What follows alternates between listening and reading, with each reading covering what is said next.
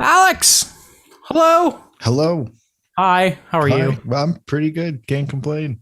I'm sure you can. Freaking, you went to the game last night, that being the Leafs home opener. Yeah. Hockey's back. I am amazed of just how much has happened since our last episode. I looked at the doc this morning to get some prep done that I needed to get done. And I'm like, wow, we got a lot. And then I realized we did not include like half of the extensions that happened, Yep. which obviously we will be talking about, but it was just a whole lot. Well, because didn't Pulak's broke like yesterday? I went on Twitter today and it was like Dreger talking about it. I'm like, when did that happen? And then Ekholm was out of nowhere too. Think of it like this: like Carey Price happened between this and our last recording. Yeah. That's how and now the season's gone. Guys are requesting trades. The RFA market's sort of finally dried up. There is so much going on. There is a lot. Yeah. We are for sure not getting through everything today because both the teams we enjoy watching play tonight. Oh, yes, they do. Toronto, Ottawa, yeah, and then Montreal, Buffalo. That'll be fun. What's their AHL team? Because we might as well it's Montreal versus the Rochester Americans. Yeah. It's that and Darlene. That's it. Apparently, I heard today that I was finally getting through the 31 thoughts. I was listening to it at lunch, and I swear maybe it was my ears playing tricks on me that Merrick was saying that the Sabres are planning to play Deline at forward at some point. And they made a Phil Housley reference. I'm like, am I hearing this right? I mean, listen, I don't know why you would really do that. Not that his defensive game has been spectacular by any means. Obviously, playing in Buffalo, plus it's not the best development, but still, you can have a very good top four with on the left side alone being Owen Power and Rasmus Dahlin. No one's talked about the potential of that back end. Plus Henry Jokiharju, who they got from Chicago 2 years ago. It doesn't really help when people like you and Daniel joke that Owen Power is going to leave at the end and he's just going to do the whole university route. Yeah, no, that doesn't help. That doesn't help for sure. So I think before we get going, we have had Daniel talking about All or Nothing on the dock for 3 episodes now. One day he'll talk about it, but I think there's only one place to start, and that's looking at last night's game between the two teams we care the most about. Alex is wearing the Leafs jersey to celebrate. It was a big win, some would say, for the Leafs and for the Leafs over the Montreal Canadiens last night, and you went to the game. I did. Just to start off, I wasn't wearing it to celebrate that they won. I was wearing it to celebrate hockey was back. You know what? I like that one better. Yeah, man, I went to the game. It was honestly really weird to start. Mm-hmm. It's the first time since January 20. It was 2020 when McDavid did that move to Morgan Riley. And it's been almost 2 years. So to go back to a game, especially after it's technically still in it, but the pandemic, to be in a crowd of 20,000 people or almost that was cool. It was cool. So yeah, most Canadian teams, I don't know if it's everyone, but I think it may be everyone, maybe except Vancouver, who are up to full capacity now. Yeah. So, when I went to that playoff game for Montreal, Toronto, it was 2,500 people. What was it like? Because I'm assuming you were in the position where you were awkwardly between two people. It's you went with your dad, right? So you were probably your dad on one side and a stranger. What was it like being that close to people again? It was, again, like I say, it was weird because other than family and a limited amount of friends, I guess, I haven't been that close to people. I really haven't. So again, it was just a weird feeling. And for me, I guess it was moving towards a sense of normalcy. And obviously today they were saying that Ontario might be moving out of phase 3 or step 3 soon. So again, normalcy. There's also a joke in there about Toronto, about Ontario, and oh god, we're finally moving forward for COVID, and hopefully it stays that way. But who knows? Yeah, there's a joke to be made there. And I'm just too tired to think of it. Again, it is so messy that we like the way that everything is going here is like we were talking about like Adam Brooks on waivers at one point here. Maybe we'll get to that later. Who knows? But I think first it's pretty easy to say story of the game for me last night was my first star. I didn't look who the 3 stars were, to be honest with you, but for me, Jack Campbell. Montreal's best effort were the first 10 minutes of that game, but and with Jack Campbell, he weathered that storm early, and the 50 minutes after that, the Leafs were all over Montreal. I think I tweeted out. I already know what Keefe's quote is going to be in the press conference after the game, which was actually I'm not sure if it was. I haven't actually gone back to listen to it yet, but was. We didn't start on time. Like that was the reality for me, at least. Like watching from I guess above was it just didn't seem like the guys started on time. Like it's kind of simple, which is silly to say because we've been having this discussion since episode 1 of the podcast and probably 3 years before we started it as well. But I'd have to say Jack Campbell overall, even past that 10-minute mark, was the star of the game. First star of the game for me, at least. He was. I think, and the only goal against was that odd man rush from that Muzzin turnover. And by the way, I mean, just how cool is it to see Jonathan Drouin score a goal? Not to mention, it was a 2-on-1, right? And we all know that Josh Anderson doesn't pass often, but the stuff in the preseason, how supportive he was of Drouin, and honestly, it kind of was slow motion to me watching that play, because it was like, is he going to do it? And he does it. He makes the pass. It's Jonathan Drouin. Welcome back, Jonathan Drouin. What a freaking cool moment. Like the reaction on Twitter for that was really great. It's the thing of no matter who you cheer for, just what a great story for such a great player. It was probably the only positive thing, him and Jake Allen for Montreal last night, if we're being honest here. Yeah, no, it was. It was really cool to see him score because that's his first game back since when would it have been? February or March, maybe around that time. Yeah. Right. So for him to come back and score against Toronto in the first game. And I think for like, it was a big night. Like it was the first Canadian teams to play, right? The first night was Pittsburgh and Tampa Bay and Seattle and Vegas, which were great. But this was the first night of any Canadian team playing. So the spotlight really was on him. It really felt like, by the way, that every Canadian outlet was like, it's the start of the season. And ESPN are just like, yeah, but like I think like Tim McAuliffe said, listen, yesterday it started, but today's really the start of the season. And you know what? Watching it, like I don't know about you, I still have this feeling. It's really strange.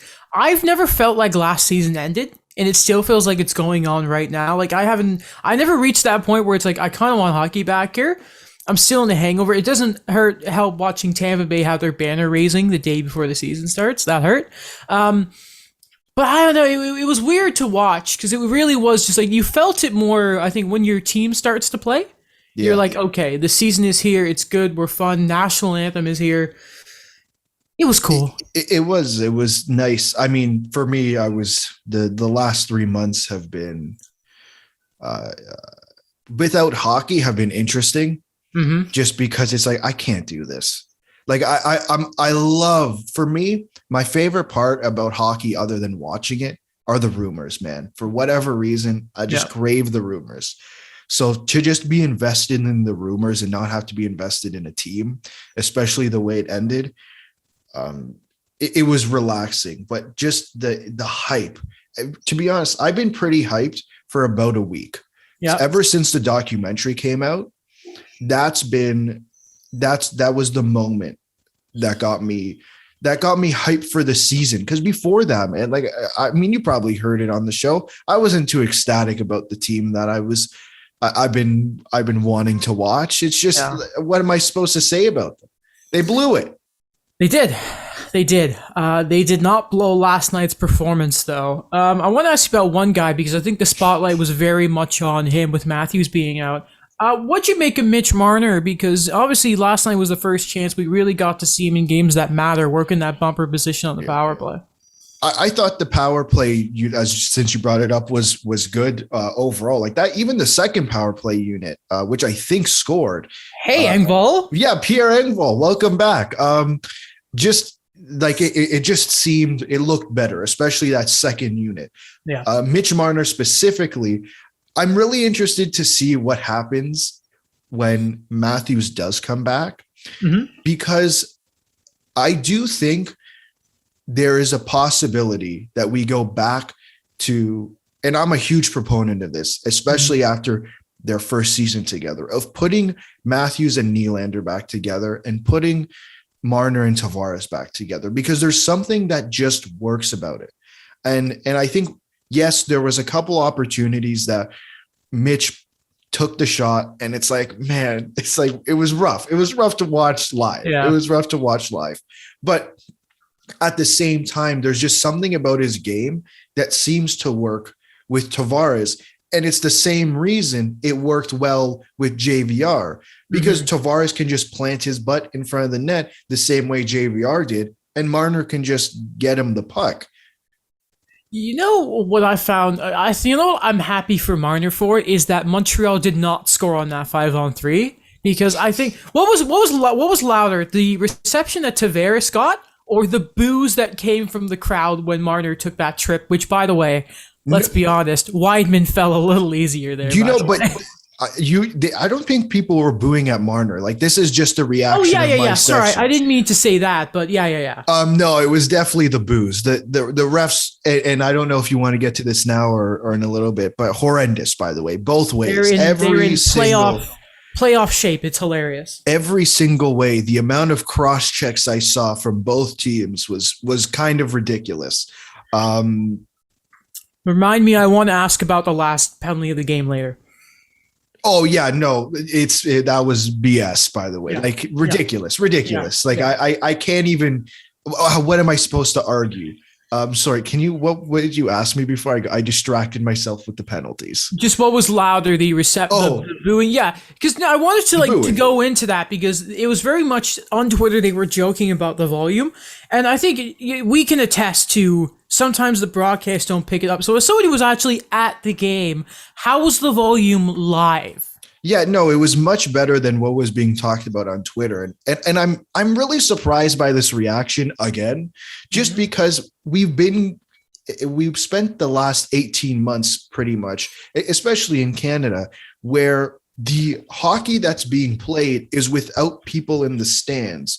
And before they dubbed the crowd noise in, they were using nothing. So you could hear the players. So, mics exist, right? So, and mic levels exist. So like the crowd was, especially, maybe it was just my section, but overall it was a great crowd, especially my section. Like just the people around, it was rowdy. I loved it.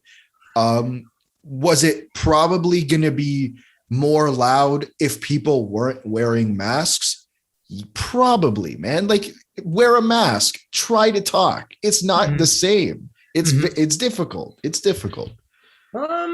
Beside that, what other notes do you want to talk about here from the game? From the game, I want to bring up that third line.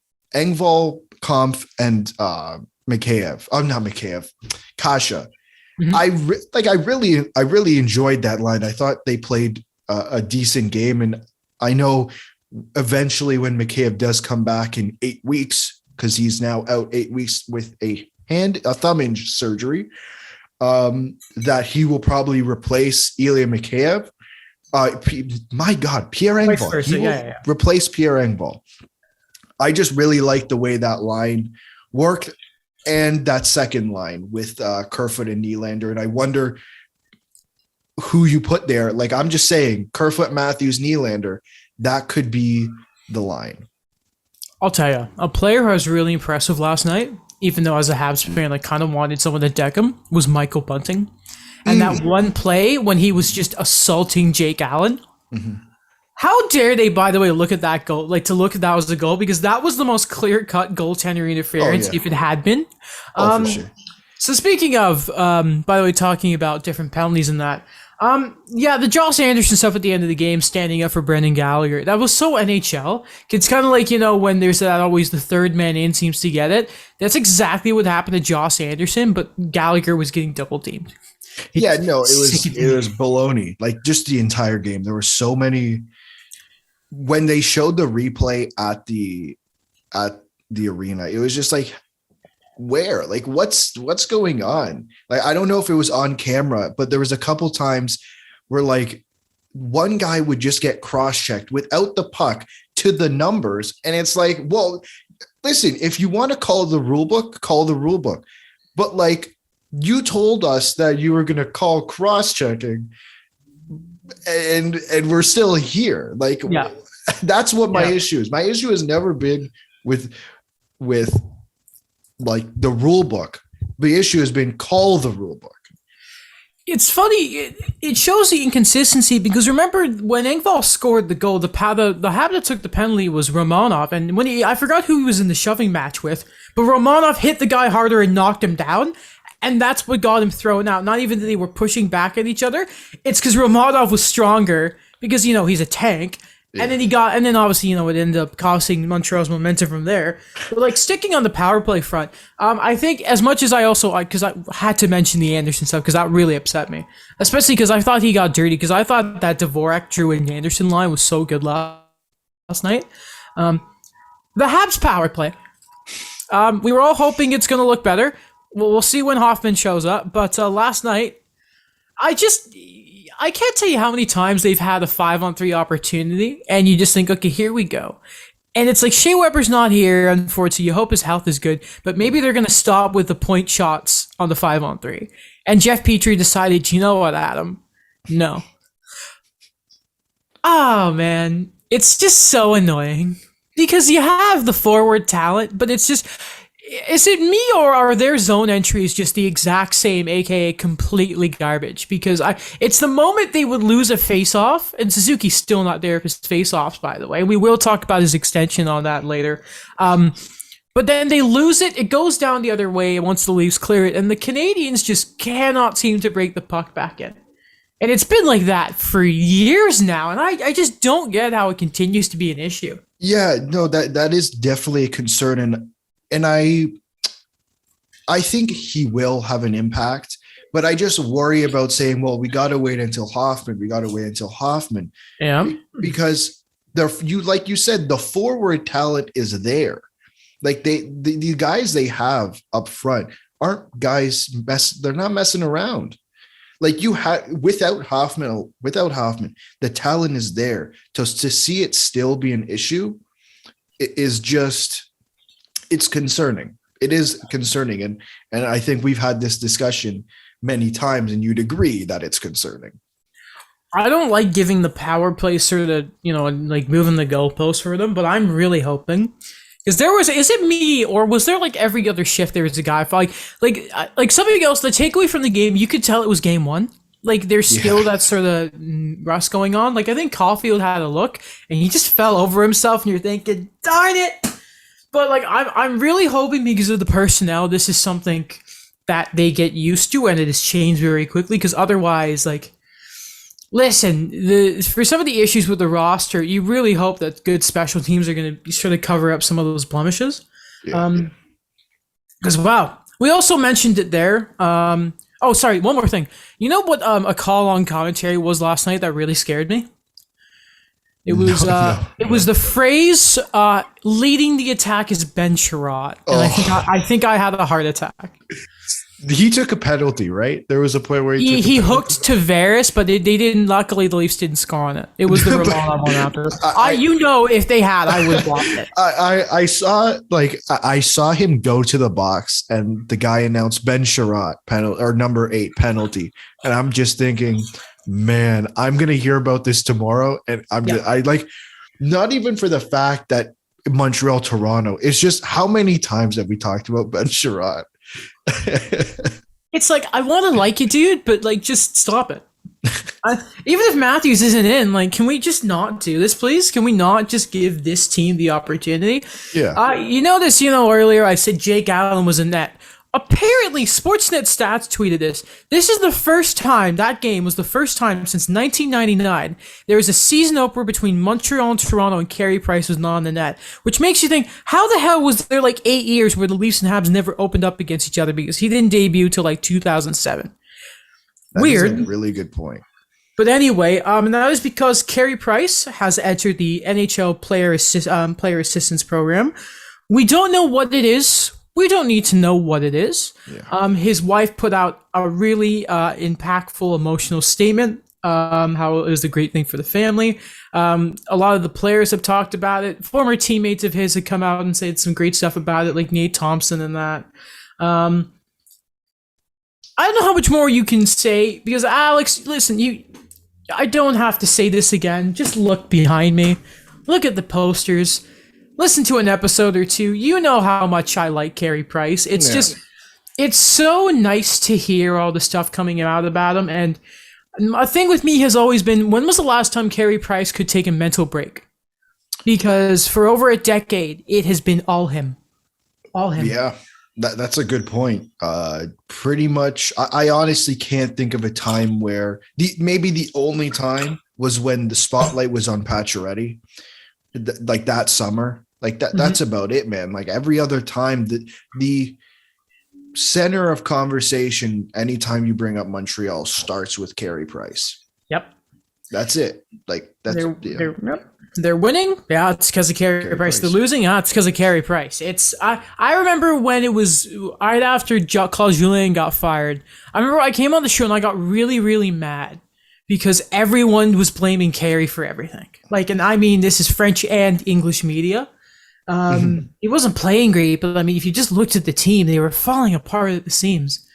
And Berge said it too. Did he not say that? Like when he fired, the goalie coach, when he fired the goalie coach, Stephane Waite, yeah. He's like, if this kept up, I was going to be fired, which probably wasn't a great thing to say. And looking back on it. So he said that to Stephane Waite when he got fired, but Stephane Waite came out and said to everyone. Oh. So like it was really silly to say. Yeah. It doesn't have that first game once like Ducharme took over. I think it was against Winnipeg and Carey wasn't great. And it was just like, oh no, here we go. And then the playoffs happen. You're like, okay, we're cool here. Yeah. What's interesting is Marc Bergevin is still without a contract. It looks like now we won't see the update until the end of the season, which people, have already pointed towards maybe that's the end for Bergevin in Montreal. Did you see Bergevin's reaction to him talking about Carey Price? Yes, I did. So he had the same sort of reaction when he talked about re-signing Brendan Gallagher, if you remember, like tears. Yeah. Here's the thing about Marc Bergevin I just wanted to say, is because of him being part of Chicago and that investigation is going on, there's an air of question around Marc Bergevin and the draft, and for him being the guy who said we're drafting Logan Mailloux. Mm-hmm.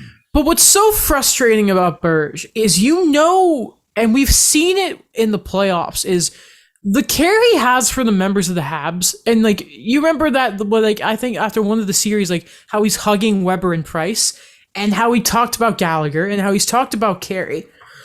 I just don't know how to describe Marc Bergevin anymore. Because like it's so weird. Do you know what I mean? Like there's so much about him where it's like you see this cold heart of like the Mailloux pick was so disgusting, but then like he's crying over one of his players. I remember when he called himself Carey Price's protector over the summer. Like I don't get the guy sometimes. It's a weird thing. Like even for me, just looking back on how certain things were handled, like I feel like looking back, just starting with PK and just the way that whole debacle was handled. And then and even recently with the stuff that's come out, Chicago, the draft, it's just, and then for him, and then to see this, it's like, well, how am I supposed to react? Like, how am I supposed to react? Like, which one is Marc Bergevin? I'm trying to figure out. Like, I think you're exactly right. Like, what person are we dealing with? Because I can't figure it out. Beside that, just want to put a bow on, and we obviously, everyone should feel this way. Good on Carey Price for getting help, and whenever he comes back, it's indefinite. We don't know. It's a minimum of 30 days in the player assistance program, but listen, like, take your time, Carey. I mean, he's literally, like, arguably the best goaltender in franchise history, one of the best of all time.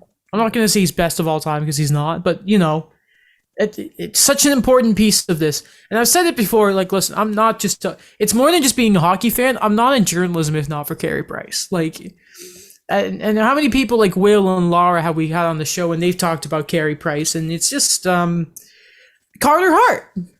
Look at the influence he's had on him, right? So, you get well, Carey. You get well. Okay, there's a question I want to ask you here. Well, last thing on the Habs, and we'll go back to the Leafs to talk about Adam Brooks, the Kiev injury and that. A question that's been asked on radio shows throughout Canada, and I don't understand how people think it works like this.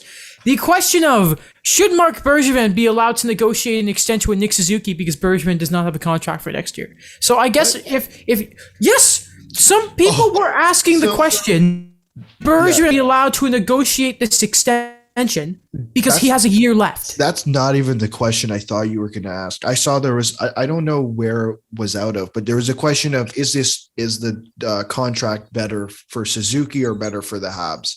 That's where I thought you were going to go, but because that's kind of a reasonable question. But the question, why, like, no, of course he should. Like, of course that doesn't make sense. Like, no one's, which is weird because, again, and I'm going to use the Leafs as an example because that's what I know best. No one said that about Lou, right? Like, Lou could have negotiated the Nylander deal. Like, he should have, if he wanted to, and if the other side was willing, should have done that, even though it was the last year of his deal.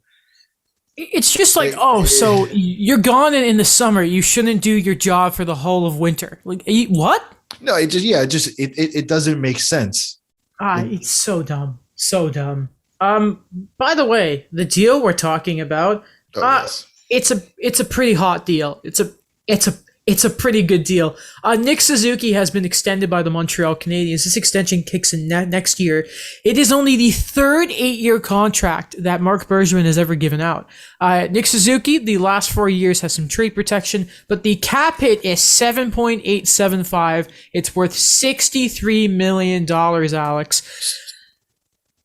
It's hot. So the other two are Price and PK. Oh, PK, that $9 million was 8 years? It was. Oh, wow. Okay. I did not realize that. No, back to Nick Suzuki because that's what we're talking about. I like this deal because it's 8 years. Maybe he's not, I personally don't believe he's necessarily worth that at the moment. Give it, maybe by the end of the year, I'm having a different conversation, right? Mm-hmm. But by that back half, absolutely by the back half of that deal, we're having a completely different conversation about Nick Suzuki. I really liked the way when he talked about it. He's like, it just felt like NHL. I could just give myself whatever I wanted.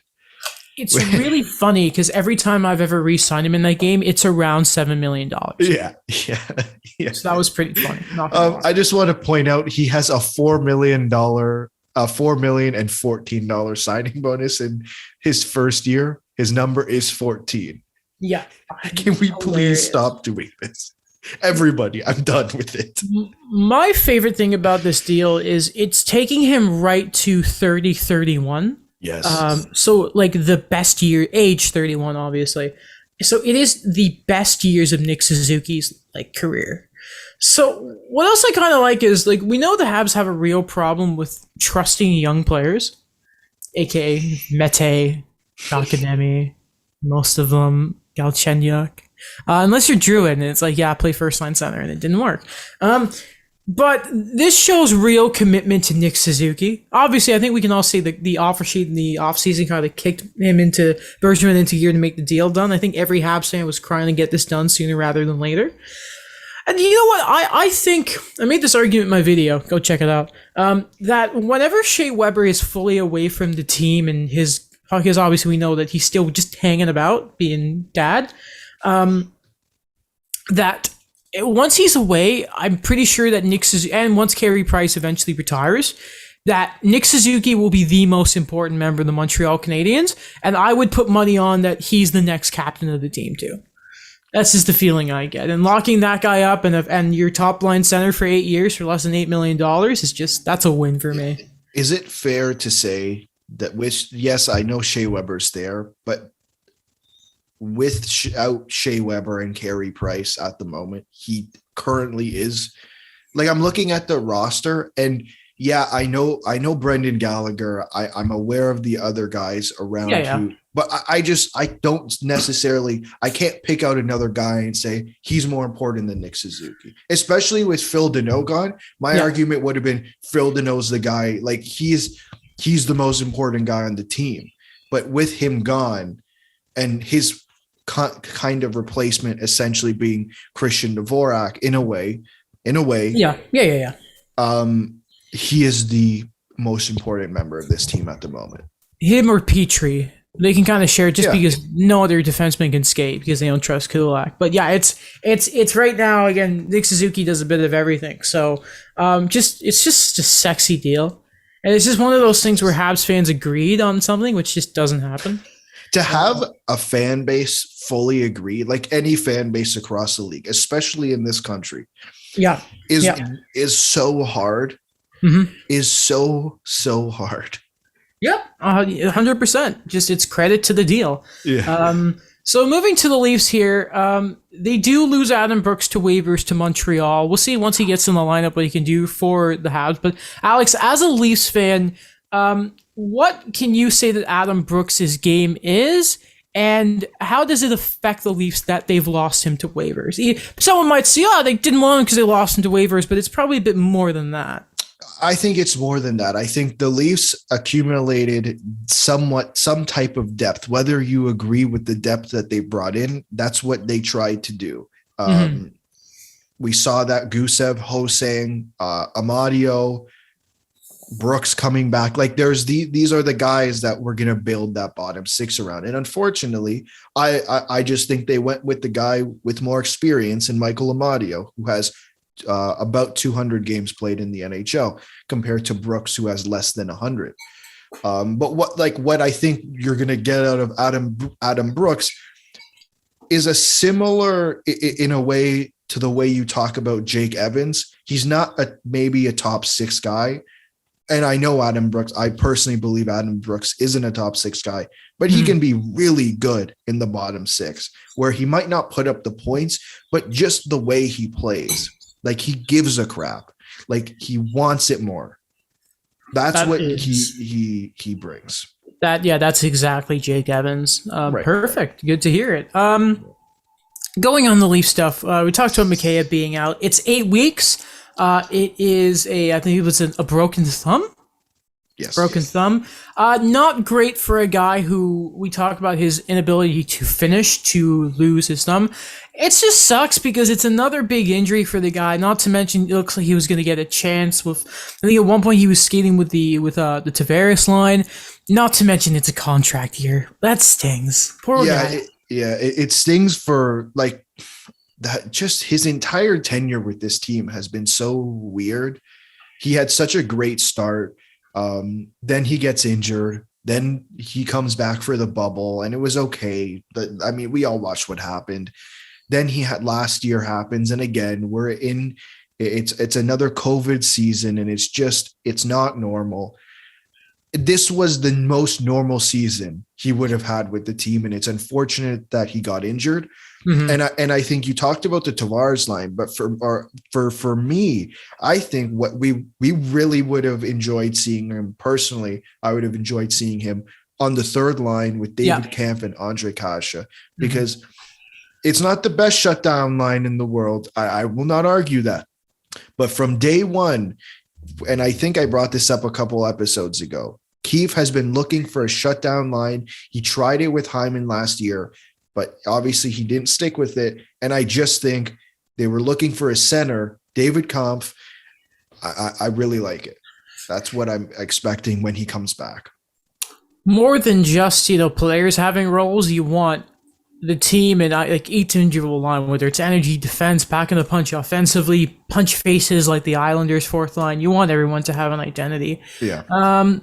Austin Matthews, pretty cool week for him. He was on the cover of the ESP PSE thing. That's pretty sick. That is cool for the game. He will be out, at least we know, for the first week of the season. He's supposed to miss a minimum. I think it's 2 more games. So the one against Ottawa tonight. Who are the Leafs playing on? They must play on Saturday. Who are they playing against? Ottawa. Again? Yeah. Can we just talk about, for a second, before we talk about Marner and Austin? So, the Leafs and Habs have played, 21 times since last season? I think so. What, they played 10 times in the regular season, 7 times in the playoffs, and then how many did they play preseason? Like 4? I think it was 3 of the 6, and then the one last night. So 21. Oh my god! 21 games against the Leafs and with Leafs and the Habs. Game 1 of the season, Leafs and Habs. Game 2. Not to mention Canadian teams. 10 games against the Sens per piece, 3 in the preseason, 13, 15 with the next 2. Montreal at least get to play Buffalo. They better beat Buffalo tonight. I'm going to be pissed. Is Montembeault playing? Yes, he is. So we'll see what he's made of. Yeah. But yeah, it's, by the way, Brooks, by Ryan Paling. Poor guy. Needs to have a better camp. Yeah. But yeah, no, it's just like, what are we doing here? Anyway, so Matthews will be gone for that. And in the meantime, it's really Mitch Marner. I think this is really good for Mitch to have a couple of games. Not to mention, yeah, it's the Sens, but the fan base will appreciate if Mitch can take over and really be in the spotlight to start this season without Mitch, without Austin, I should say. Especially if it's against the Sens. Because if anything's reminded fans with the Amazon series, the Sens, they're gonna remember the Dadonov game. Yeah. Especially, what's good, if you make the Sens fans feel bad today, right after Tkachuk signs, which we're talking about later. Yeah, I think what this offseason has done, what they've explained, and I don't necessarily agree with the way they've gone about doing it in terms of the attitude, but what Marner has to do is just ignore everything. Every player every former player, everyone on radio has said it. I'm pretty sure Dubas has said it. Marner has said it. He needs to ignore everything. Yep. Listen, I was probably a little too harsh on Mitch. A little bit. But I think there's extents to what you can go. And from what I've heard, people have gone, and we talk about this every time, but people have gone way too far. Mm-hmm. But again, he needs to ignore everything. If he has a good start, that's great. Like that would be great. But that's what the thing is. It's not about now. I don't think he can do anything now to change anything because he's been a good regular season player. Like he was top 5. I don't care if it's the North Division or not. He was top 5 in the league in scoring. Mm-hmm. He helped John Tavares, and John Tavares helped him, but John Tavares had 49 goals in his first year, or 47. Like he's a great regular season player. It's the playoffs. Nothing in my mind. Like I know Mitch Marner's a good player, and it's the playoffs. That's what's going to change people, and that's the unfortunate thing about this entire Leafs season is we can talk all we want. But until the playoffs come, my mentality on the team as a whole is really not going to change. Mm-hmm, exactly. All right. One last thing, because it kind of has the Leafs here. We know more about some Olympic roster stuff, aka most of the first 3 members of each country have been out now. Any day now, we should be getting the long list, shouldn't we? I thought it was today. It's either today or tomorrow. I would like them now to analyze. But anyway, the 3 ones I want to talk, or the one I want to talk about specifically is the American team, which we know has Austin Matthews. Oh, yeah, cool. Not Evander. No, definitely not Evander Kane.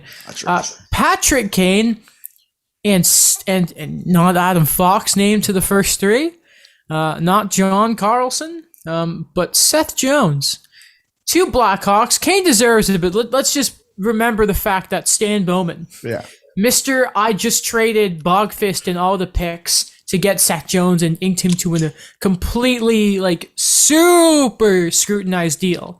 Names him to the first batch of players for the States. I haven't gone to see the game highlights from last night for Chicago, but from what I've read on Twitter, last night's debut for Seth Jones did not go well. All I saw was a clip of two Blackhawks skating into each other, and it led to an Avalanche goal. Was it Jack Johnson? I saw that apparently. So he did. Did he score? Did he score? Yeah. If it was him on the breakaway that wicked backhander I saw. Yeah. I love, by the way, how Colorado's Twitter account are making a meme about Jack Johnson now. Yeah. Man, do you know what? Good for him. Yeah, man. Good for him. You gotta think about it. I'd be pretty mad if I made all the money in the world and my parents just stole it all. I think most people would be mad. But I don't know. It's just Seth Jones. The disrespect to Adam Fox is hilarious. I don't know how you watch Adam Fox win the Norris and the season he had last year and say, no, Seth, what? I'm just curious what Adam Fox would have in your mind. What would he have to do to not make the Olympic team? It'd be hurt. Honestly, that's it. He would have to be hurt. He'd have to be pointless up until February. I'd still have him as seventh man because I knew what he can do, but it's still just it doesn't make any sense. It's the remember the same thing. Well, obviously he'll still probably make the team, but remember that happened to PK in Team Canada. He was the 8th defenseman, and he had just won the North. It's crazy. It's crazy. Those international teams they're. Again, I think if it's any other GM, it's not him. But let's be honest, Bowman knew what he was doing. We become the people we were complaining about last episode. What did we talk about last episode? Well, people were complaining about Pietrangelo being the third guy. They're like, well, what about McKinnon? And now we're becoming, well, what about Adam Fox? Yeah, but at least it's it's two forwards and a D here. It's I get why Pietrangelo's there. Pietrangelo is realistically can show up and be the best defenseman for Team Canada. I know, yeah. And I can believe that. Okay, first off, McKinnon, by the way, get well soon because he's apparently even though if he's not he said he's systematic. You know what I mean? Thank you. Yeah. It's been a long day. I've been calling numbers in Kingston and that for 8 hours. That's it. It's McKinnon's up here and Seth Jones is he's alright, but he hasn't worked his way back up there. I know. Talking about more international stuff here, Alex, because the last 7 days I've been in or out, the Andre Dineshkin. We're going to talk Jalen Smerik in a second here. Have the IIHF made a verdict yet on Andre Dineshkin? I'm going to go look right now because that is a great point. Because I don't think there has been. No, I don't think there has been either. I'm just going to do a double check here. In the meantime, so Jalen Smerik has mutually parted ways with HC Donbass of his team in the UHL, which is just so sad to see. In other news, though, he did not sign with the AHL, apparently. He has signed in the DEL, the German league, and I'm gonna butcher this, with Club Bindheim. Exactly. I just can't say it. It's nice to see him have a different home, but still, at the end of the day, why this is kind of connected to Olympic news? Because again, apparently Andre Dineshkin is at the level where he would play for the Ukrainian hockey, the national team. It is just still sickening that he has left the league, found a new team, and Andre Dineshkin has still not received punishment for the IIHF.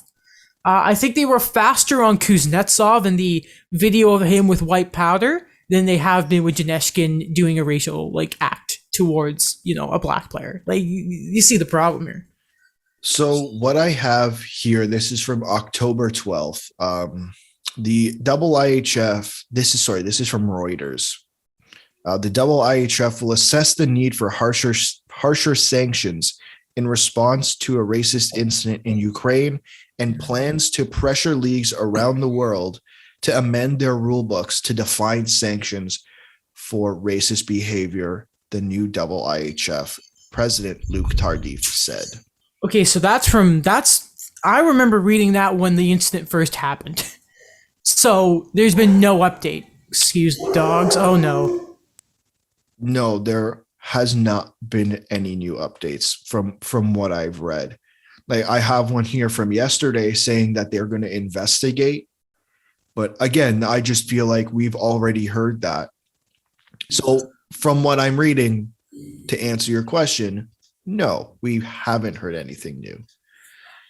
That's disappointing. That's disappointing. All right, moving on to something that it's disappointing as in stupid hockey stuff, not something as in to do with serious, but Alex, between why the Leafs and Habs game was going on, on my computer I had the Caps Rangers game.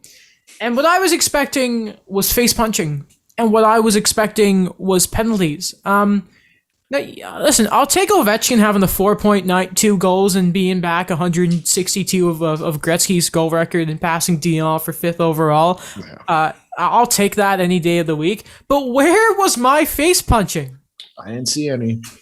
It was lackluster, to be honest. Like I didn't watch the entire game, but I was getting some updates from our friend, and it's just like, what happened? It seems like it kind of bit them in the butt with the moves they made this summer. It's like they did one thing, and then the team that owned them said, we don't want to do that thing anymore. And it's like, well, okay. Now we're just stuck here. Like we're stuck here with, is your mic okay? No? Okay. I'll pause. Oh, no, you can keep going. I'll okay. I'm getting ready for the next segment anyway. Okay. I just think we made the team made these decisions, trading a 3rd round pick for Ryan Reeves and bringing him in, signing Barclay Goodrow to 6 years. 6 years for Barclay Goodrow. And he's an alternate captain. Yeah. And then trading Pavel Buchnevich for Sammy Blaze and a pick and a 2nd round pick. It's only one game, and I don't want to take too many conclusions. It was kind of underwhelming, in my opinion. It was underwhelming. I kind of like the way my mic is performing today, and it's now out of action. So we'll put that to the side for now, unfortunately. Okay, Alex, I have a question. I probably have an answer. I was the 7th overall pick in 2017. I requested a trade and was eventually, we'll see what happens. Who am I? I believe you are Vitaly Kravtsov. No, I'm Lias Anderson. Oh, man. Alex, I am 9th overall in the 2018 draft. Who am I? And I requested a trade out of the New York Rangers. You are Vitaly Kravtsov. I am, Alex. Back-to-back top 10 picks from back-to-back drafts. Lias Anderson, we know I think he's in LA. Yes. Yeah, he is. Cool. He requested the trade not last year, a while ago. We saw what happened, was traded for scraps at the draft, I remember, for like a 4th. Now Vitaly Kravtsov refused to go to the AHL for the Rangers to report to the Wolfpack. Apparently will accept an assignment for another team. But yeah, he's requested a trade from the Rangers. And they are expecting a top 6 caliber player back for a guy who, at least in their eyes, could not make their team. And they will trade him for a pick at the 2022 NHL draft. I can't wait. Is this not the Lias Anderson? Like you said it last night, this is literally the Lias Anderson situation over again. Yeah. Am I crazy? No. Am I crazy? There's something in the water there. There's something in the water. I'm going to go on Daily Faceoff right now because I did hear that one of the issues was, they have a lot of wingers, young wingers, and this is a 9th overall pick, right? I remember when he came to the NHL, yes. the hype around him. Can he not get in front of anybody? Well, do you have their lines up by any chance, or should I quickly grab that? No, I have it here on my computer. Please, can you screen share it? Yeah, give me 1 second. Well, let's just see who the Rangers are playing over this young skill player. Maybe that's why. Maybe because he doesn't punch enough faces. Like maybe I'm looking at it right now. Let me just grab it and share my screen. I can't see the issue with him getting into this lineup eventually. So what's the overall issue here? Share screen. Why is this so difficult sometimes? Here we go. If he's saying I'll play for another AHL team, there is some. It's not an assignment thing. It's clearly an organizational thing. Okay, who do we have here? So the first line is Lafreniere, Zibanejad, and Kreider, Panarin, Strome, Kakko, Sammy Blais, Philip Schittle, Barclay Goodrow, Dryden Hunt, Kevin Rooney, and Ryan Reeves. Okay, I see 3 players who should not be in there ahead of Vitaly Kravtsov. And that is the fourth line. Yeah. Like, it's just, even if, let's say you want to move him up, you're telling me he can't play on the third line. Like, I'm not saying give in to his needs, but what's the issue? Because when he came here, we're like, well, he's going to play NHL games, and that's why he came here, and where he's just going to be in the AHL for a little bit. He spent the entire year in the AHL. And last year, he spent the entire year in the AHL. It's, you know what's interesting is, so we can see Elias Anderson came into the league for the 17-18 season, right? Spent time with Hartford, went up to the Rangers, didn't work, back to Hartford, Rangers, Hartford. Then he goes back to play in the Swedish league, right? Kravtsov plays in the KHL, comes back to the AHL for a bit, decent, 15 points, 39 games played, love to see it. Goes back to the KHL, comes back to the Rangers, 4 points, 20 games, and he wants out. For me, I think the difference between the Anderson and the Kravtsov situations is that with Anderson, they were yo-yoing him. They were yo-yoing him down between the NHL and the AHL, but here they're keeping him in the AHL. And now he's saying, well, I don't want to be in the AHL, but I'll go be in the AHL somewhere else, which is like, so what's the issue? Like, to me, there has to be more here. We're missing something. Mm-hmm. It can't be that simple. Well, Alex, I have good news and I have bad news. I believe the good news is the mic is working. That's correct. The bad news is we do need to move on from Vitaly Kravtsov. I know. But hey, Rangers, just figure it out. Like, I know they got good young players. It's just, stop losing 10th top 10 picks. Speaking of messing about with top 10 picks not working out, the Canucks have moved on from Olli Juolevi. Finally. Now, I don't mean to take the mick out of them for this, because I actually like how they managed to get some return. Maybe I'm biased because I'm a fan of Noah Juulsen, but anyway, they trade Olli Juolevi to the Panthers in exchange for Noah Juulsen and Juho Lammikko. I'm definitely saying that wrong, but now I talked to our good friend Alex Baumgartner about this. He was a little upset. He likes both these players for the Panthers. Obviously, I like Noah Juulsen, but didn't Vancouver pick up Dennis Cholowski off of waivers today too? Let me go double check Friedman's tweet. Because if they did, Washington did. Washington. How did I think that was Van? Anyway, so they go pick up these 2 other defensemen for one that's not going to crack their lineup. They spent a bunch of money. I get Travis Hammond, kind of in the air here. But now I'm starting to realize, okay, so that means that Tucker Pullman may have to play in the top 4, or you have to give more minutes to Tyler Myers. And then you've got to plug a hole with Juulsen, who, as I like, but then, his injury problems. And Lammikko, who I don't think is quite ready, but is a good young player from what Baumgartner tells me. And it was already difficult enough for me to try and defend the Canucks blue line. Again, good for the return, but I'm starting to see a Band-Aid over a leaking pipe here. Yeah, it's very, very not great. Like, they should have done this a couple of years ago. In my opinion, this trade, like not even this specific trade, they could have, I bet if you did this 2 years ago, because what year was the Juolevi draft? 2014? I will double check. Olli Juolevi. 2016. Wow. So let's say pre-pandemic 2019, like he wasn't making the lineup. No. Right? And he's a 5th overall pick.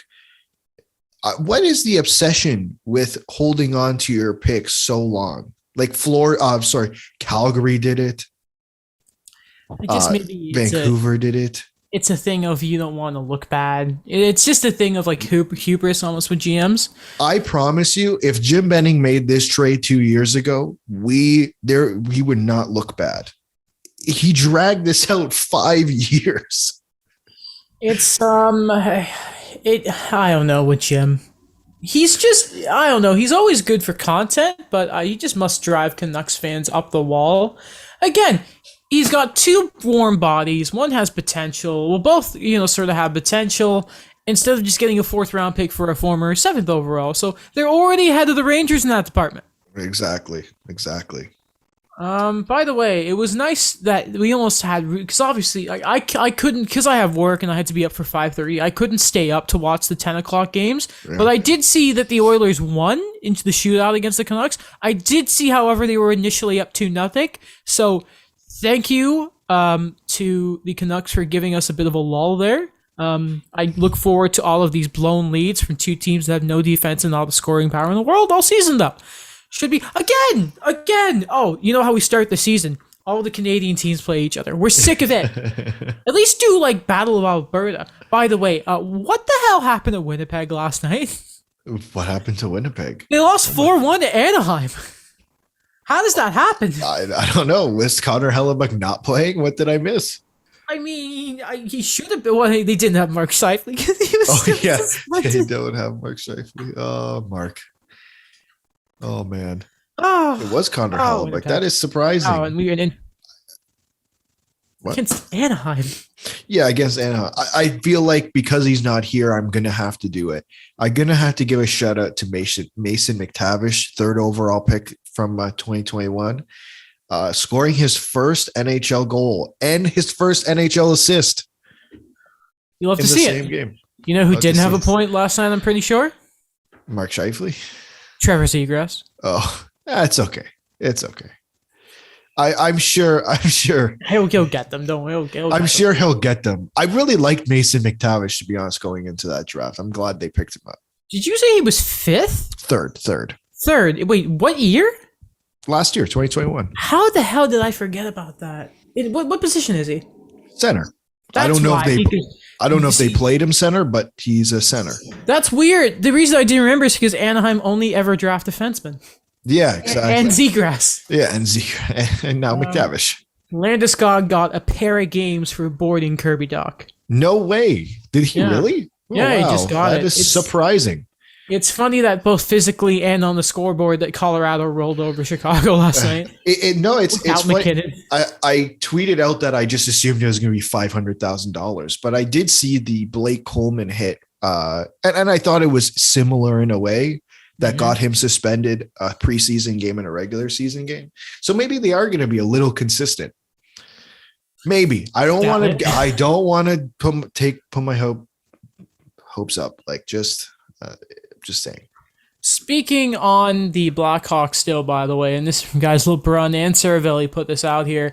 And I want to say it was Cervelli it may have been LeBrun. I can't remember. That they expect that Dylan Strome might be gone within the next couple of weeks. He's been on their 4th line. Teams have been calling. He's practically on the block here. So what was this going to be? His 3rd team in 4 or 5 seasons already? Not even. Because what is he? The same draft as Marner, right? Yep. Yeah. That's going to be about his 3rd team in 5 or 6 years, maybe around there, like a team every 2 years. So there starts getting a point over the play. I remember I said he was going to break out last year, and I feel like an idiot. I believe you did. I think we're thinking of the wrong Strome, by the way. I think we're thinking of Ryan.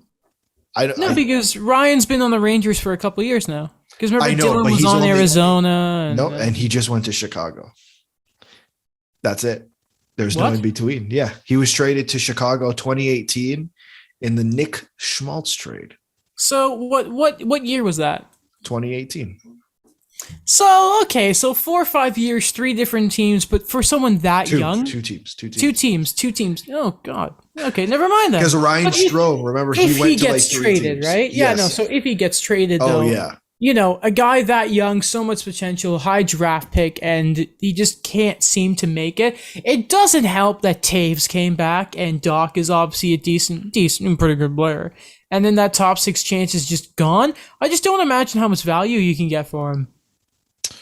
Yeah, that's that. Again, it's not the same situation, but I'm sure there's more value there than the likes of the Kravtsov and Anderson situation. It's just a rough situation that he really, like, he can probably be in this lineup if he played on the wing, if I'm being honest. Maybe they're going to trade him for a better defenseman. Maybe. What if? Maybe. How about this? How about this? Yeah. Arizona want him back. And Chicago want more firepower. And they go get Phil Kessel. Stop it. No, I'm not having that one. The team that can't defend goes and gets Phil, who just sits on the blue line. I don't want Phil Kessel on the Chicago Blackhawks. You want him as a Leaf. I do. Honestly, I do. I want to bring that jersey back out again and just let it rip. I love it.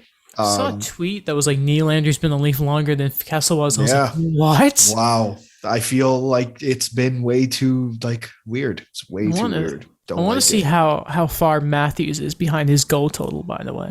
Yeah, he's got to be close. Yeah. He's got to be close. Yeah, I'm going to check that quickly. He's got to be close. Yeah. I'm just throwing this out there, but Edmonton could look for Dylan Strome. I thought about that just because him and McDavid. We'll see what happens. But. Or the New York Rangers to play with his brother. Like, this is, at this point, these are the teams. Because what is Dylan Strome? That's the issue, is what is Dylan Strome? And I'm not entirely sure. I just, for some reason, I went to goals on quanthockey.com. Yeah.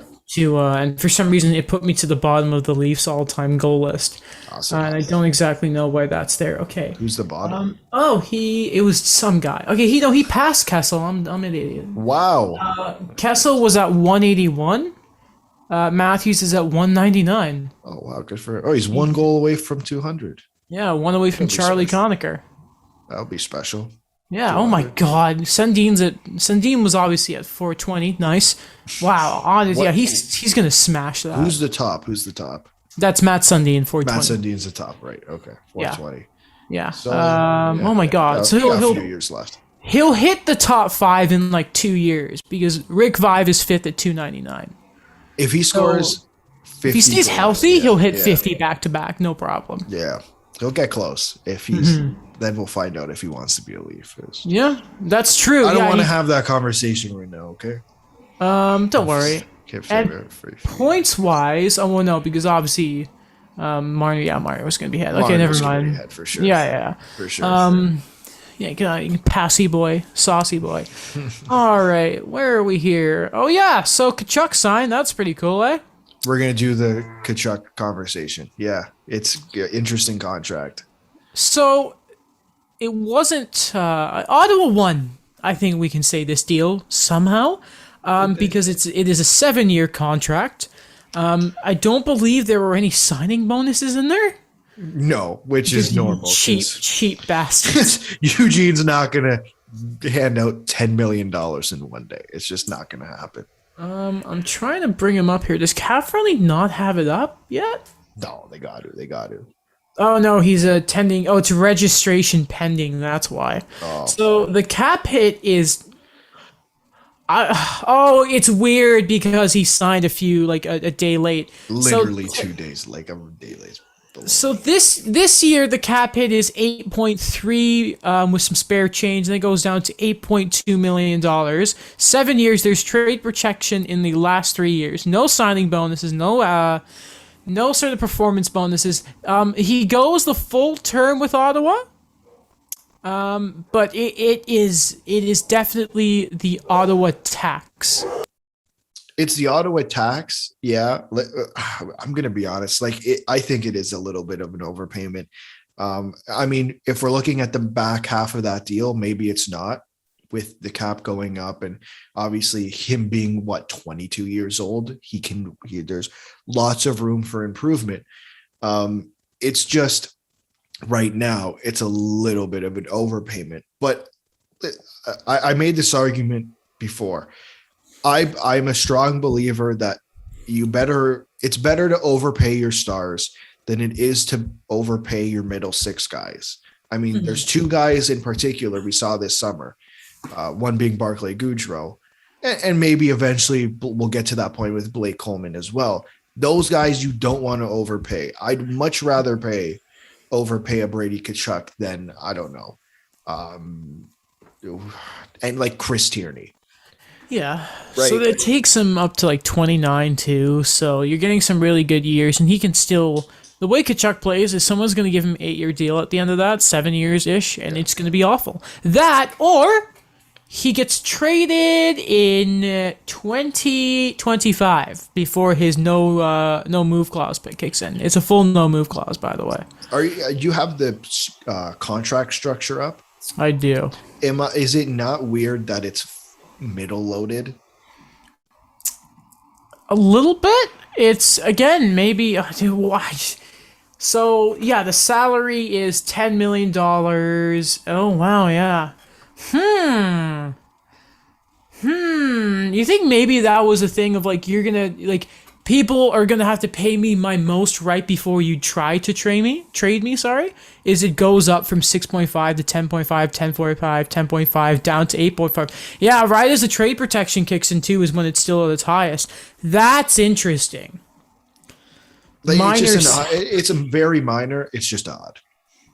I think with Ottawa in that ownership situation, I don't think there is a better place to sort of nitpick a contract than with the signing bonuses and that.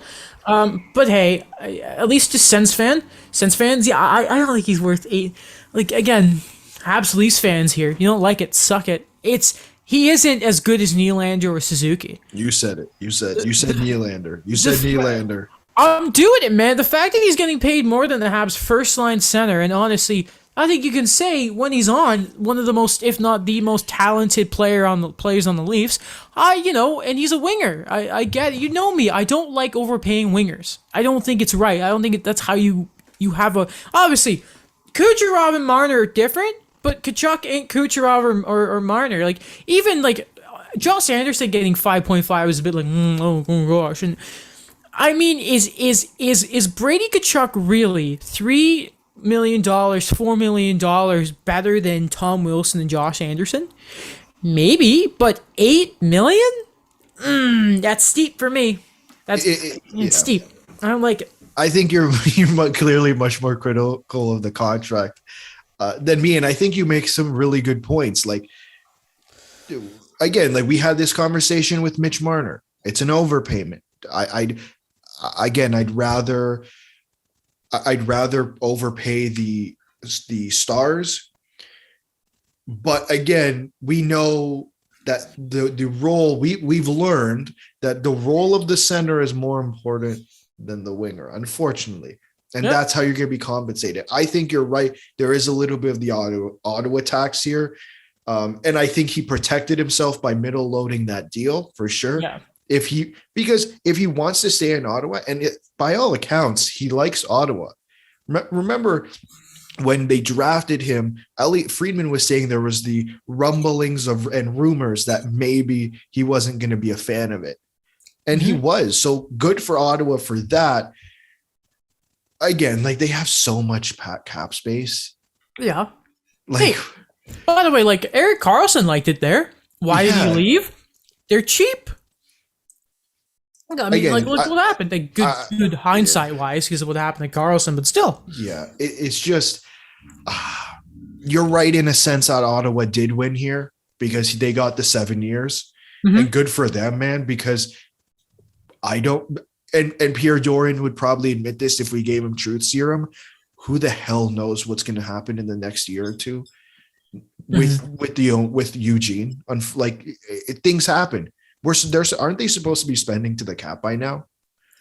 Yeah, that was the thing. Yeah, and also Toronto has no defense, but whatever, that's fine. Moving on to a deal that is definitely worth it in every sense of the word. Like it's honestly such a nice contract. Yeah. He did not beat McDavid. Florida Tax probably should have told me not to ask that question.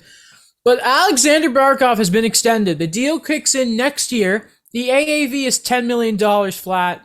There's trade protection every year. The last 2 years is modified, which is weird. There's signing bonuses in there. There's signing bonuses from Florida. I know. That's like just 90% of it. So, which is, I don't mean to rag on the Panthers, but they don't do that often. That is, like Nashville's, I don't know why I thought of Nashville, but they don't give out signing bonuses very often. They hate giving out trade protections. But everything they needed to do for Barkov here, they did. And it's such a good contract. Oh, it's a ridiculously good deal. It takes him, Barkov's 26, so that he will be 27 when that deal starts. So that takes him to 35. All his best years and the partial decline you're going to have to deal with, but the cap's going up, so who cares?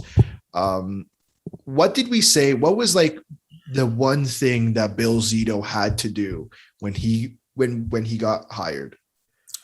Pretty sure his first. I think there was a quote about it. Yeah, I think the Sportsnet boys brought it up that it was.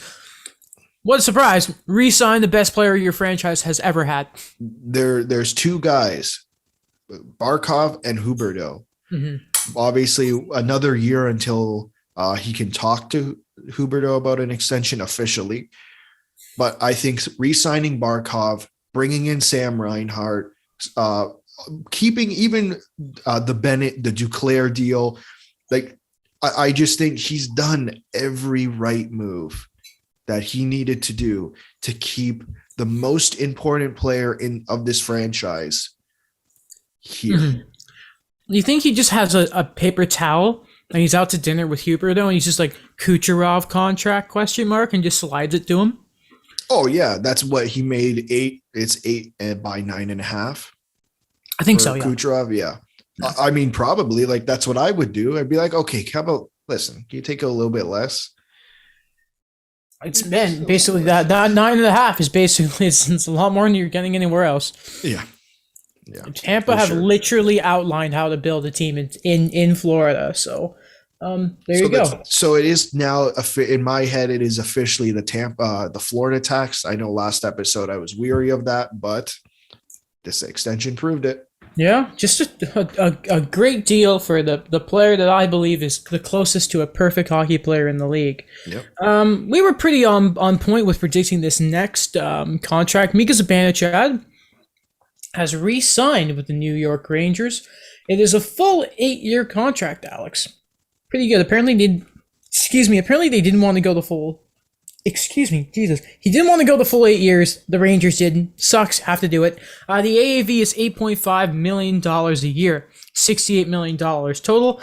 Again, for one of the best goal-scoring centers in the league, 70 points like nothing. I think that's a fair deal to give. I like it. I really like this deal at $8.5 million. The first thing that stood out to me, other than what you had said, is they will no longer be in the Jack Eichel sweepstakes.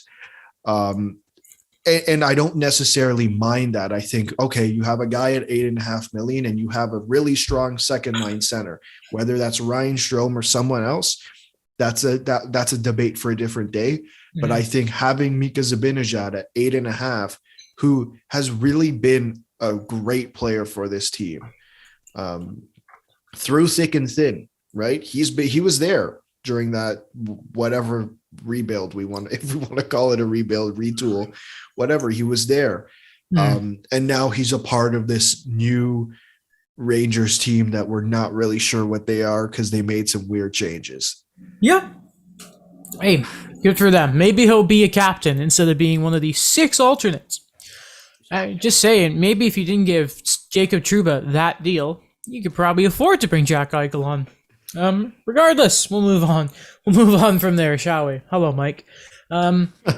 Shall we wait for Daniel to talk about Pulak and Ekholm? Because I feel like those are 2 guys he would love to talk about. Sure. Yeah, we'll do that on next episode. Well, hold on with the Kraken too, because he made that pun about Mark Giordano. So Yes. I think we can finish off with two things here. First off, the Oilers. We talked about it. Um, Alex, when you signed Zach Hyman to an 8-year, I think it was known as seven. Was it 6 or 7? Seven. 7 years. When you signed Zach Hyman to a 7-year deal, you would have done 8, but Toronto and you didn't want to dance properly because you made a fuss about the conditional. Can I bring, because I heard someone made a comment the 2 rows behind me about it. I'm like, you all complained about Kyle Dubas not being stern on his negotiation, and he did it, and you still complained that he didn't trade. Honestly, Holland was offering a 5th or a 6th. Dubas wanted a 3rd. Anyway, okay. If you sign Zach Hyman to that contract, I would expect you would like him to play with Connor McDavid. I think everyone else was under that assumption, except he has been skating with, I believe it's Ryan Nugent-Hopkins, and they put Draisaitl and McDavid back together. So we're doing this again. It's like it works. We know that, and Hyman helps spread the wealth out. But I'm just thinking, but do you need to do it? Like, does it need to happen? I think they were alternating last night, but it's just like I have this thing of in my preseason stuff, I wanted the Leafs to split up Matthews and Marner, right? Because it just makes each line that much more deadly, especially when Marner's setting up Tavares and that. No, pull them apart, talk it. Pull them apart. Don't let them do it. No, tip it, not talk it. Tip it. Break them apart. What are you doing?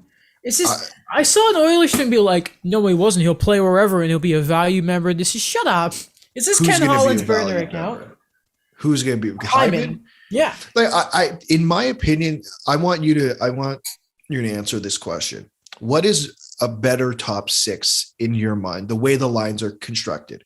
One with Hyman, McDavid, Puljujarvi, Nugent-Hopkins, Draisaitl, Yamamoto. That's option 1. That's the way the 2 lines. Or Draisaitl, McDavid, Puljujarvi, Hyman, Nugent-Hopkins, Yamamoto. Which one do you like better?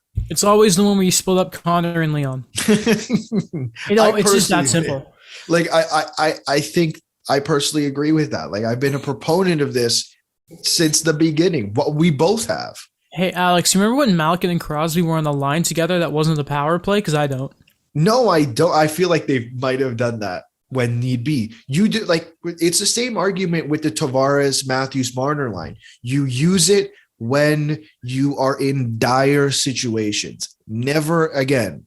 If you're down by 1 and there's 10 minutes left, go nuts. But I just I would do it.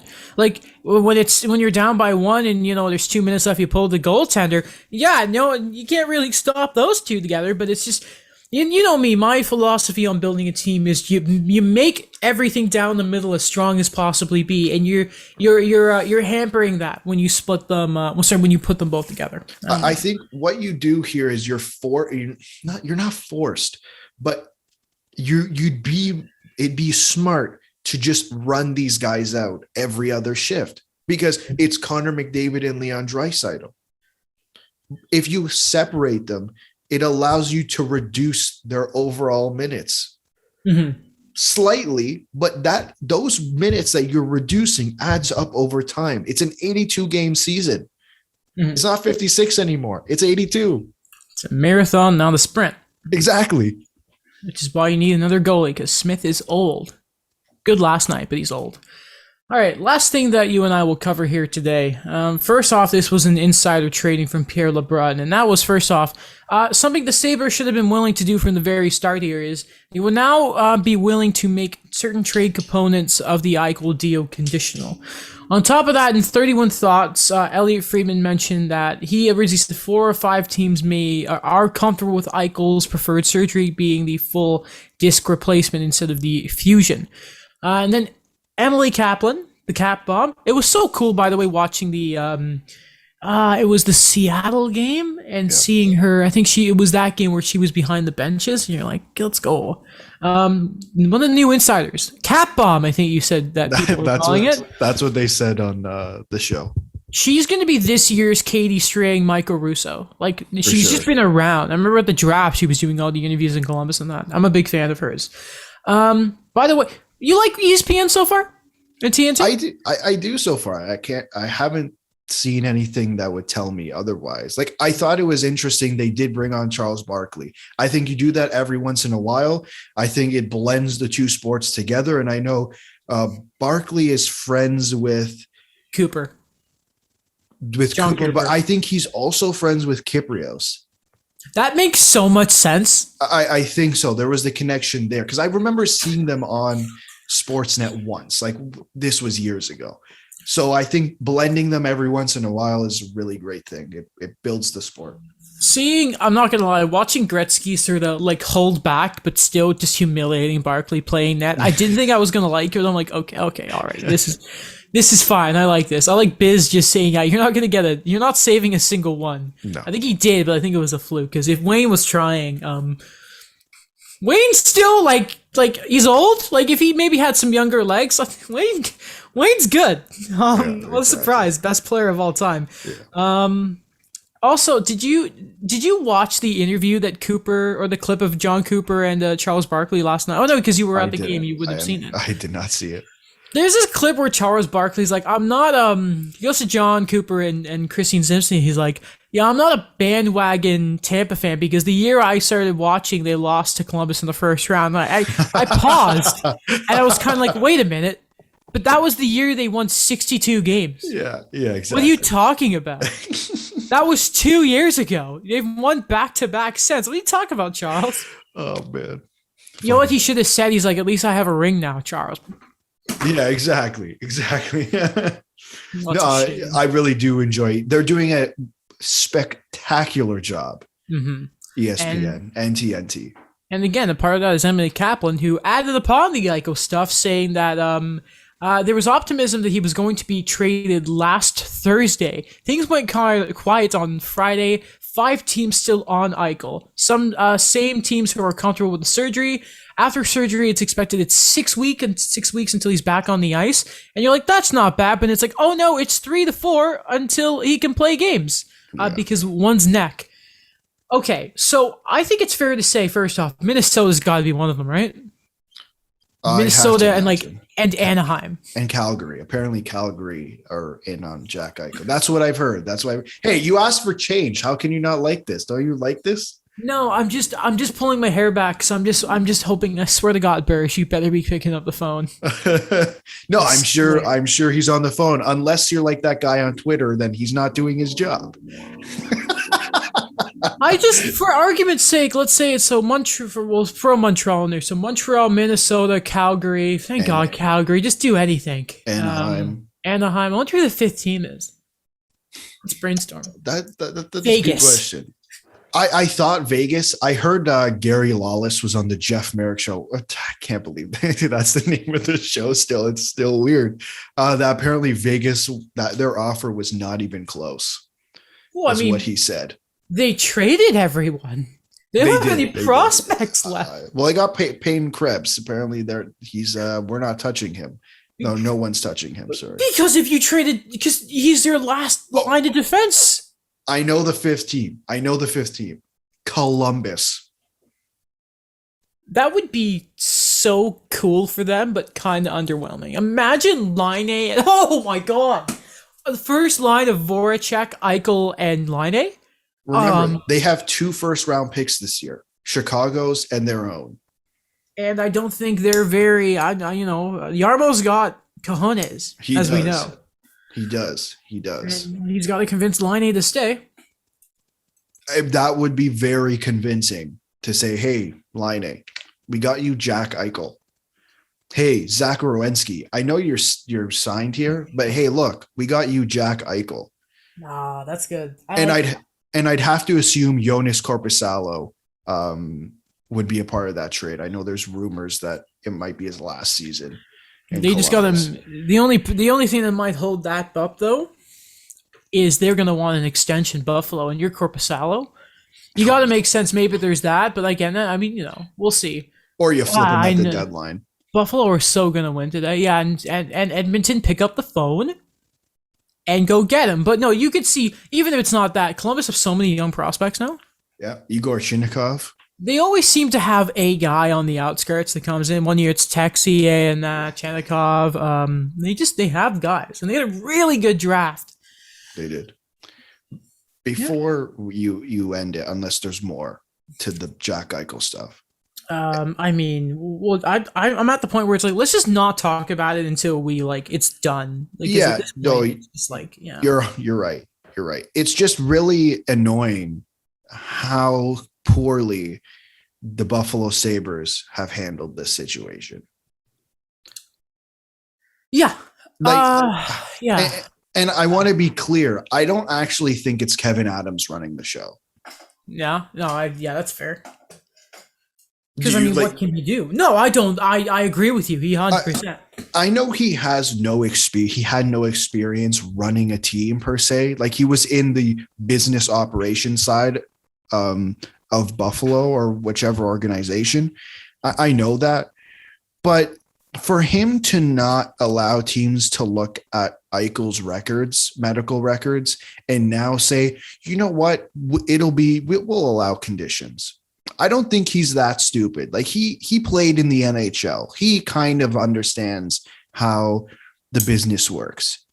I'm sure some teams were saying like, idiot, just this is taking too long. If you just give it to us, we can make a deal here. I saw someone, it was actually in the same Emily Kaplan clip. I just don't know his name, pretty much saying that Buffalo fans just want this over with because they're done with Eichel. And I don't think that's true anymore. I think that was true 2 years ago where there was rumblings about Jack Eichel. But once his neck got injured, like once he injured his neck and the Buffalo Sabres diddle-daddled on this, and I just think that the disappointment shifted towards the team. Like you said it a few episodes ago. This could have been done months ago. He could be playing in the Olympics. He could. But they messed it up. That's the part for me that's unforgivable. It's unforgivable, and it's just embarrassing. I was going to mention something, but it slipped my mind, and I'm really mad about it. Hold on. What was I going to say? Alex, I'm upset. What was I going to... Oh, my God. I hate this. I hate this so much. What was I going to say? Was it about Jack Eichel? I'm pretty sure it was. Oh, no. Okay, I remember. Okay. I was just for the hell of it, if you know, word that the Canadian-U.S. border may be opening next month. Yeah. I was looking at the prices for the game tonight, Montreal and Buffalo. It was like lower bowl, like 10 rows back of the glass, $93. Wow, I don't even think nosebleeds in Toronto go for $93. No, I don't know what it's like in Montreal, but I have to assume it's the same. It's around there for the nose, like 110 for nosebleeds normally. Those are almost like Florida Panthers like 5 years ago bad. Are you suggesting we go to Buffalo for a game? Is that what you're suggesting? Well, that's what most Leafs and Habs fans do anyway. We're just joining the party. I wonder if there's a back-to-back or like two games in 3 days where they play Montreal and Toronto. That's just gonna suck. I will go find that, and then I think we should do that. Yeah, I think we should.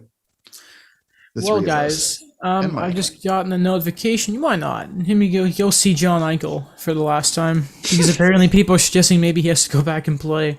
That would suck. Get ready to start. The game is starting soon. On that point, we're half an hour. Where it's not half an hour away from puck drop because it's never at 7. Oh yeah, so annoying. The NHL should adopt the soccer and baseball rule where the first pitch is thrown at 7:07. The game starts at noon if that's what the timesheet says. You know what's really annoying is so first off, I really like what a lot of broadcasters have done, like changing up like the sort of like their scoreboards look all of them look so good. Like NBC's were so awful.